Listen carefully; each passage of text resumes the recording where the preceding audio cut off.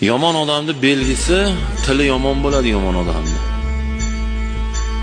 Hoji bo'lsa ham, domla bo'lsa ham, qori bo'lsa ham, mulla bo'lsa ham, imom bo'lsa ham, eshon taqsir bo'lsa ham, kim bo'lsa ham tili yomon bo'ladi yomon odamning belgisi. Shunda o'zlaringizni bilib olinglar. Bemalol so'kinyapsizmi, siz yomon odamsiz. Ilgarigi umradan kelgan bo'lsiz. Kipora Qur'on yodlagan bo'lsangiz ham tilingizdan yomon gap chiqyaptimi, biling siz yomon odamsiz. Nimaga? Luqmon Hakimning gaplari bor-da. Til qalbni cho'michi deganlar. Qozonda bori cho'michga chiqadi. Achchig'i kelganda, nervi qo'ziganda,